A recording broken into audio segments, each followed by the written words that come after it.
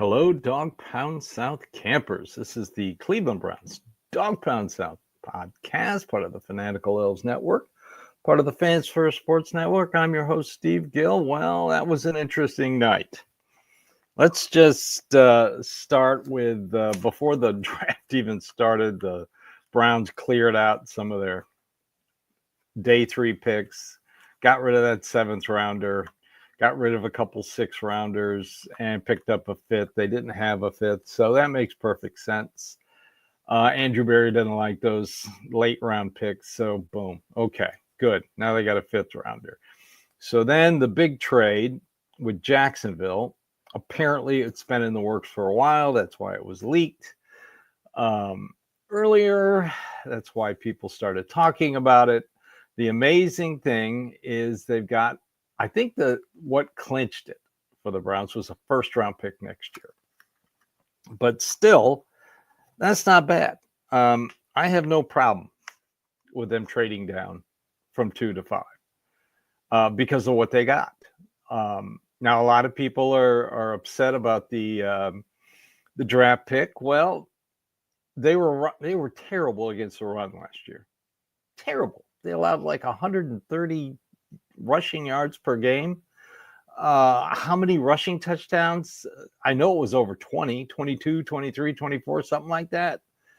Yeah, Mason Graham, that's pretty high for him as a 5th round pick, but I can understand it.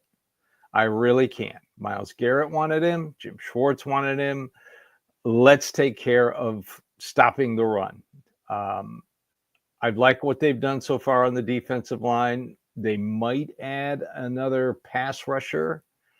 They've got 4 picks tonight. So they might add a pass rusher. I just hope they go offense tonight. Let's just get all these whiny, crying Browns fans who think one pick defines the entire draft. It doesn't. They have still got plenty of picks. Let's see. They've got 33 and 36, 67, 94, 126, and a 6th rounder and 166. So, they've got 1, 2, 3, 4, 5. They got 6 picks left. So I'm not concerned about it. I really am not. So, the surprise to me was, and I told you this yesterday, that the Giants already had a deal and they were going to trade up to get Dart. I don't know who they thought was going to take Jackson Dart behind him because no quarterback was taken behind him. It made no sense when I read it yesterday, and it still makes no sense today. So the Browns got a defensive lineman. Whoop-de-doo. Is he a very good player? Yeah, he's a very good player. Is he a superstar? Can be. I think he could be excellent under Jim Schwartz. So let's just give the rest of there's 2 more days in the draft. Let's give these 2 more days an opportunity. A lot of people wanted Genti at 5. This is such a deep running back draft, and they're going to take 2 of them. I hope that's not necessary. So this guy was the logical pick. How many of you watched? I know when the Ohio State-Michigan game was over, I said to myself, they've got to find a way to get Mason Graham on the Browns. They have to find a way. This guy destroyed Ohio State. He destroyed Alabama in the bowl game. He is going to be very good on this defensive line. So I'm not worried about that. I'm not going to hold my breath and turn blue. I'm not going to sit here and say, I'll never watch the Browns again because they drafted Mason Graham. No, I won't. So let's talk about day 2 after the break. All right, day 2. They've got 2 quick picks. They've got the most cherished pick in the draft. First pick, day 2. 33. And then they have 36, what they got from Jacksonville. So what do they do with 33? Well, because the 2 teams behind them before at 34 and 35 already have quarterbacks, Tennessee and the Giants, I think what they should do is take a tackle. I mentioned him yesterday. The tackle from Minnesota. What was his name? Atante Ursary. Like I said yesterday, he spent the most time of any player in Berea. So, and right now he is the number 1 rated offensive tackle left. So you take that tackle right there at 33. Then at 36, if you want to take your quarterback, Milroe, they're not going to take Sanders. I hate to tell everybody this. I don't know why everybody is fixated on Sanders. Look, the Browns he's just not in their wheelhouse. Milroe makes sense. Now, is that a little early for Milroe? Yeah, that could be a little early for Milroe.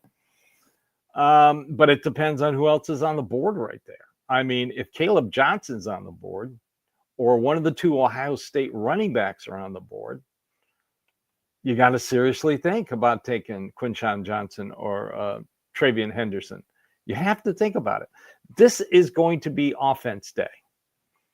And if you think that Milroe is going to be there at 67, you hold off till then. I mean, he has been rated, I think, the 70th player, but you're taking a little chance if you really want him as your future quarterback. So, but I really think the offensive tackle from Minnesota is going to be the first pick. I don't see him trading out. I think you're going to see a lot of offense tonight. Tight end, running back. This would be my ideal. Offensive tackle, quarterback, running back, tight end for today. Boom. I'm happy. Okay? That would make me extremely happy. So let's see what the Browns do tonight. I don't want him trading out. He might move around. I'd like for him to get quality tonight. Like I said, it's going to be, I think that 33 is going to be the offensive tackle from Minnesota. The 36, we'll just have to see what Tennessee and the New York Giants take in the next 2 picks, or if somebody trades up to get in front of the Browns. So I thought it was a good first night. They got quite a haul of picks. They got a first rounder next year. I don't think Jacksonville is going to be picking late in next year's draft. I'm not fully convinced. I know that I'm just not fully convinced. As for Hunter, I've already voiced my concerns. 6 foot, 180. Missed games in college because of injury. He's slight. I just can't see him holding up through the entire 17-game season, preseason games, and training camp. I just can't see it. Technically, the season starts in July at the training camp and runs all the way into January. Think about that. I've never been convinced on Hunter. Carter, good, excellent player, probably the best player in the draft. But like I said last night, there were concerns about his work ethic. Browns don't need any more malcontents. Don't need any malcontents in the locker room. We're getting ready to get rid of one in Deshaun Watson. They've got a plan, so bye to him. So day 1 draft, I like Mason Graham. I love what I saw, what he did to Ohio State with 2 very good running backs and a very good offensive line. So, let's stop the run. That's what it's all about.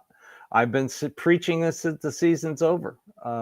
Fix the offensive line, fix the defensive line, then the rest will follow. And they fix the defensive line. Tonight, I hope they fix the offensive line with one last piece, and then you move on to the pretty shiny objects that all the fans love.